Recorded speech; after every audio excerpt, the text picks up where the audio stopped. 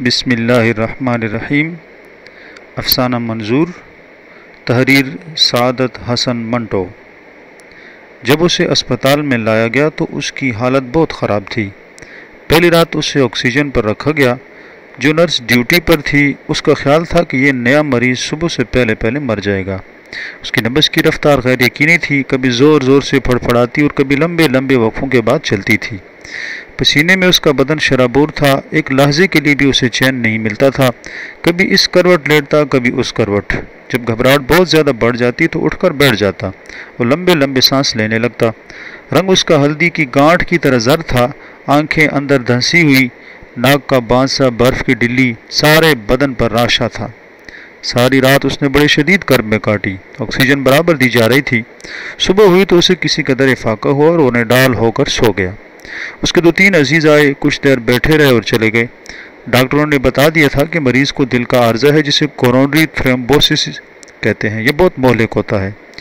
جب وہ اٹھا تو اسے ٹیکے لگا دیے گئے۔ اس کے دل میں بدستور میٹھا درد ہو رہا تھا، شانوں کے پٹھے اکڑے ہوئے تھے جیسے رات بھر انہیں کوئی کوڑتا رہا تھا۔ جسم کی بوٹی دکھ رہی تھی مگر نکات کے باعث وہ بہت زیادہ تکلیف محسوس نہیں کر رہا تھا۔ ویسے اس کو یقین تھا کہ اس کی موت دور نہیں، آج نہیں تو کل ضرور مر جائے گا۔ اس کی عمر 32 برس کے قریب تھی۔ ان برسوں میں اس نے کوئی راحت نہیں دیکھی تھی جو اس وقت اسے یاد آتی اور اس کی صحبت میں اضافہ کرتی۔ اس کے ماں باپ اس کو بچپن ہی سے داغی مفارقت دے گئے تھے۔ معلوم نہیں اس کی پرورش کس خاص شخص نے کی تھی، بس وہ ایسے ہی ادھر ادھر کی ٹھوکریں کھاتا اس عمر تک پہنچ گیا تھا اور ایک کارخانے میں ملازم ہو کر 25 روپے ماہوار پر انتہا درجے کی افلاس زدہ زندگی گزار رہا تھا۔ دل میں ٹھیسیں نہ اٹھتی تو وہ اپنی تندرستی اور بیماری میں کوئی نمایاں فرق محسوس نہ کرتا، کیونکہ صحت اس کی کبھی بھی اچھی نہیں رہی تھی۔ کوئی نہ کوئی عارضہ اسے ضرور لاحق رہتا۔ شام تک اسے 4 ٹیکے لگ چکے تھے، آکسیجن ڈالی گئی تھی، دل کا درد کسی قدر کم تھا، اس لیے وہ ہوش میں تھا اور اپنے گرد و پیش کا جائزہ لے سکتا تھا۔ وہ بہت بڑے وارڈ میں تھا جس میں اس کی طرح کے اور کئی مریض لوہے کی چرپائیوں پر لیٹے تھے۔ نرسیں اپنے کام میں مشغول تھیں۔ اس کے دانے ہاتھ 9-10 برس کا لڑکا کمبل میں لپٹا ہوا اس کی طرف دیکھ رہا تھا، اس کا چہرہ تمتما رہا تھا۔ السلام علیکم، لڑکے نے بڑے پیار سے کہا۔ نئے مریض نے اس کے پیار بھرے لہجے سے متاثر ہو کر جواب دیا، وعلیکم السلام۔ لڑکے نے کمبل میں کروٹ بدلی، بھائی جان اب آپ کی طبیعت کیسی ہے؟ نئے مریض نے اختصار سے کہا، اللہ کا شکر ہے۔ لڑکے کا چہرہ اور زیادہ تمتما اٹھا، آپ بہت جلدی ٹھیک ہو جائیں گے۔ آپ کا نام کیا ہے؟ میرا نام؟ نئے مریض نے مسکرا کر لڑکے کی طرف برادرانہ شفقت سے دیکھا، میرا نام اختر ہے۔ میرا نام منظور ہے۔ یہ کہہ کر اس نے یکدم کروٹ بدلی اور اس نرس کو پکارا جو ادھر سے گزر رہی تھی، آپا جان۔ نرس رک گئی۔ منظور نے ماتھے پر ہاتھ رکھ کر اسے سلام کیا۔ نرس قریب آئی اور اسے پیار کر کے چلی گئی۔ تھوڑی دیر بعد اسسٹنٹ ہاؤس سرجن آیا۔ منظور نے اس کو بھی سلام کیا، ڈاکٹر جی السلام علیکم۔ ڈاکٹر سلام کا جواب دے کر اس کے پاس بیٹھ گیا اور دیر تک اس کا ہاتھ اپنے ہاتھ میں لے کر اس سے باتیں کرتا رہا اور جو اسپتال کے بارے میں تھی۔ منظور کو اپنے وارڈ کے ہر مریض سے دلچسپی تھی۔ اس کو معلوم تھا کس کی حالت اچھی ہے اور کس کی حالت خراب ہے، کون کیا ہے۔ سب نرسیں اس کی بہنیں تھیں اور سب ڈاکٹر اس کے دوست۔ مریضوں میں کوئی چچا تھا، کوئی ماموں اور کوئی بھائی۔ سب اس سے پیار کرتے تھے۔ اس کی شکل و صورت معمولی تھی مگر اس میں غیر معمولی کشش تھی۔ ہر وقت اس کے چہرے پر تمتماہٹ رہتی جو اس کی معصومیت پر حالے کا کام دیتی تھی۔ وہ ہر وقت خوش رہتا تھا، بہت زیادہ باتونی تھا، مگر اختر کو حالانکہ وہ دل کا مریض تھا اور اس مرض کے باعث بہت چڑچڑا ہو گیا تھا، اس کی عادت کھلتی نہیں تھی۔ چونکہ اس کا بستر اختر کے بستر کے پاس تھا اس لیے وہ تھوڑے وقفے کے بعد اس سے گفتگو شروع کر دیتا جو چھوٹے معصوم جملوں پر مشتمل ہوتی تھی۔ بھائی جان آپ کے بھائی بہن ہیں؟ میں اپنے ماں باپ کا اکلوتا لڑکا ہوں۔ آپ کے دل میں اب درد تو نہیں ہوتا ہے؟ آپ ٹھیک ہو جائیں گے، دودھ زیادہ پیا کریں۔ میں بڑے ڈاکٹر جی سے کہوں گا، وہ آپ کو مکھن بھی دیا کریں گے۔ بڑا ڈاکٹر بھی اس سے زیادہ پیار کرتا تھا۔ صبح جب راؤنڈ پر آتا تو کرسی منگا کر اس کے پاس تھوڑی دیر تک ضرور بیٹھتا اور اس کے ساتھ ادھر ادھر کی باتیں کرتا رہتا۔ اس کا باپ درزی تھا، دوپہر کو 15-20 منٹ کے لیے آتا، سخت افراتفری کے عالم میں اس کے لیے پھل وغیرہ لاتا اور جلدی اسے کھلا کر اور اس کے سر پر محبت کا ہاتھ پھیر کر چلا جاتا۔ شام کو اس کی ماں آتی اور برقع اوڑھے دیر تک اس کے پاس بیٹھی رہتی۔ اختر نے اسی وقت اس سے دلی رشتہ قائم کر لیا تھا جب اس کو سلام کیا تھا۔ اس سے باتیں کرنے کے بعد یہ رشتہ اور بھی مضبوط ہو گیا۔ دوسرے دن رات کی خاموشی میں جب اسے سوچنے کا موقع ملا تو اس نے محسوس کیا اس کو جو افاقہ ہوا ہے منظور ہی کا معجزہ ہے۔ ڈاکٹر جواب دے چکے تھے، وہ صرف چند گھڑیوں کا مہمان تھا۔ منظور نے اس کو بتایا تھا کہ جب اسے بستر پر لٹایا گیا تھا تو اس کی نبض قریب قریب غائب تھی۔ اس نے دل ہی دل میں کئی مرتبہ دعا مانگی تھی کہ خدا اس پر رحم کرے۔ یہ اس کی دعا ہی کا نتیجہ تھا کہ وہ مرتے مرتے بچ گیا، لیکن اسے یقین تھا کہ وہ زیادہ دیر تک زندہ نہیں رہے گا، اس لیے کہ اس کا مرض بہت مہلک تھا۔ بہرحال اب اس کے دل میں اتنی خواہش ضرور پیدا ہو گئی تھی کہ وہ کچھ دن زندہ رہے تاکہ منظور سے اس کا رشتہ فوراً نہ ٹوٹ جائے۔ 2-3 دن گزر گئے۔ منظور حسب معمول سارا دن چہکتا رہتا تھا، کبھی نرسوں سے باتیں کرتا، کبھی ڈاکٹروں سے، کبھی جمع داروں سے۔ یہ بھی اس کے دوست تھے۔ اختر کو یہ تو محسوس ہوتا تھا کہ وارڈ کی بدبودار فضا کا ہر ذرہ اس کا دوست ہے۔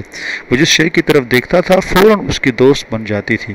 2-3 روز گزرنے کے بعد جب اختر کو معلوم ہوا کہ منظور کا نچلا دھڑ مفلوج ہے تو اسے سخت صدمہ پہنچا، لیکن اس کو حیرت بھی ہوئی کہ اتنے بڑے نقصان کے باوجود وہ خوش کیوں کر رہتا ہے۔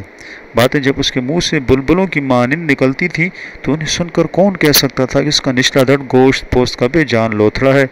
اختر نے اس سے اس کے فالج کے متعلق کوئی بات نہ کی، اس لیے کہ اس سے ایسی بات کے متعلق پوچھنا بہت بڑی حماقت ہوتی جس سے وہ قطعاً بے خبر معلوم ہوتا تھا۔ لیکن اسے کسی ذریعے سے معلوم ہو گیا کہ منظور ایک دن جب کھیل کود کر واپس آیا تو اس نے ٹھنڈے پانی سے نہا لیا، جس کے باعث ایک دم اس کا نچلا دھڑ مفلوج ہو گیا۔ ماں باپ کا اکلوتا لڑکا تھا، انہیں بہت دکھ ہوا۔ شروع میں حکیموں سے علاج کرایا مگر کوئی فائدہ نہ ہوا، پھر ٹونے ٹوٹکوں کا سہارا لیا مگر بے سود۔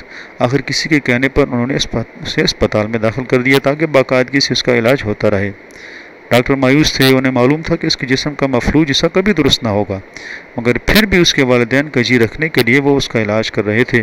انہیں حیرت تھی کہ وہ اتنی دیر زندہ کیسے رہا، اس لیے کہ اس پر فالج کا حملہ بہت شدید تھا، جس نے اس کے جسم کا نچلا حصہ بالکل ناکارہ کرنے کے سوا اس کے بدن کے بہت سے نازک اعضاء جھنجھوڑ کر رکھ دیے تھے۔ وہ اس پر ترس کھاتے تھے، اسے پیار کرتے تھے، اس لیے کہ اس نے سدا خوش ہونے کا گر اپنی اس شدید علالت سے سیکھا تھا۔ اس کے معصوم دماغ نے یہ طریقہ خود ایجاد کیا تھا کہ اس کا دکھ دب جائے۔ اختر پر پھر ایک دورہ پڑا، یہ پہلے دورے سے کہیں زیادہ تکلیف دہ اور خطرناک تھا، مگر اس نے صبر اور تحمل سے کام لیا اور منظور کی مثال سامنے رکھ کر اپنے درد سے غافل رہنے کی کوشش کی، جس میں اسے کامیابی ہوئی۔ ڈاکٹروں کو اس پر تو 100% یقین تھا کہ دنیا کی کوئی طاقت اسے نہیں بچا سکتی، مگر معجزہ رونما ہوا اور رات کی ڈیوٹی پر معین نرس نے صبح سویرے سے دوسرے نرسوں کے سپرد کیا تو اس کی گرتی ہوئی نبض سنبھل چکی تھی، وہ زندہ تھا۔ موت سے کشتی لڑتے لڑتے نڈھال ہو کر جب وہ سونے لگا تو اس نے نیم مندی ہوئی آنکھوں سے منظور کی طرف دیکھا جو محو خواب تھا۔ اس کا چہرہ دمک رہا تھا۔ اختر نے اپنے کمزور اور نحیف دل میں اس کی پیشانی کو چھوما اور سو گیا۔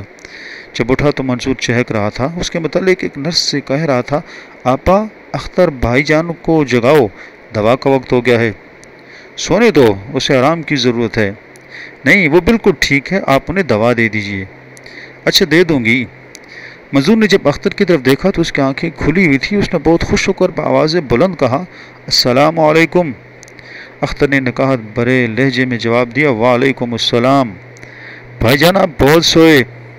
ہاں شاید، نرس آپ کے لیے دوا لا رہی ہے۔ اختر نے محسوس کیا کہ منظور کی باتیں اس کے نحیف دل کو تقویت پہنچا رہی ہیں۔ تھوڑی دیر کے بعد ہی وہ خود اس کی طرح چہکانے لگا۔ اس نے منظور سے پوچھا، اس مرتبہ بھی تم نے میرے لیے دعا مانگی تھی؟ منظور نے جواب دیا، نہیں۔ کیوں؟ میں روز روز دعائیں نہیں مانگا کرتا، ایک دفعہ مانگ لی کافی تھی، مجھے معلوم تھا آپ ٹھیک ہو جائیں گے۔ اس کے لہجے میں یقین تھا۔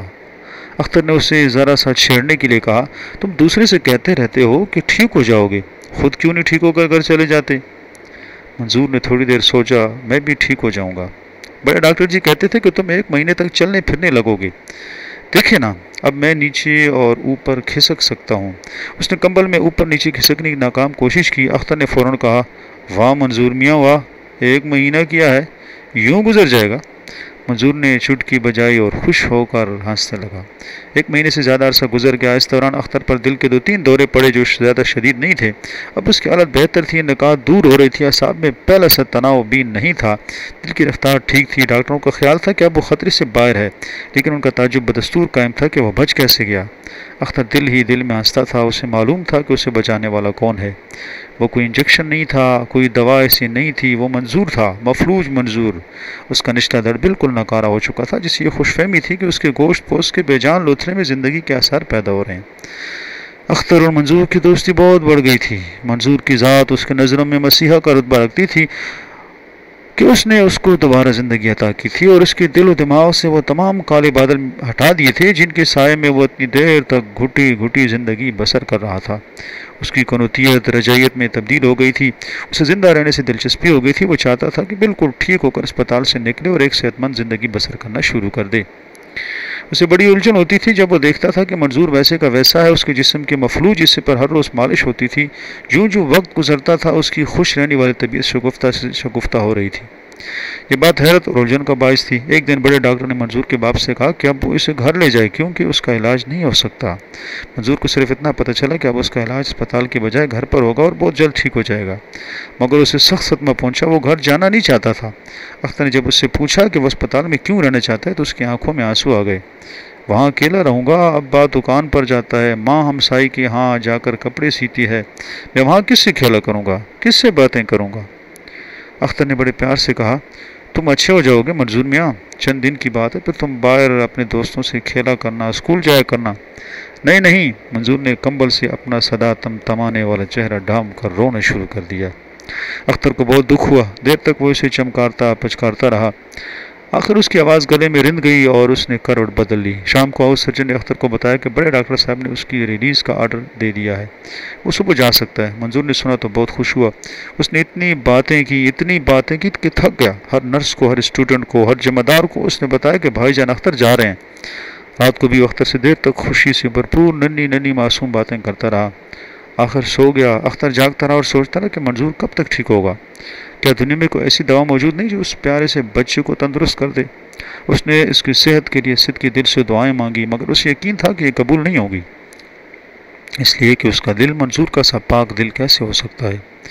منظور اور اس کی جدائی کے بارے میں سوچتی ہے اسے بہت دکھ ہوتا تھا۔ اسے یقین نہیں آتا تھا کہ صبح اس کو وہ چھوڑ کر چلا جائے گا اور اپنی نئی زندگی تعمیر کرنے میں مصروف ہو کر اسے اپنے دل و دماغ سے محو کر دے گا۔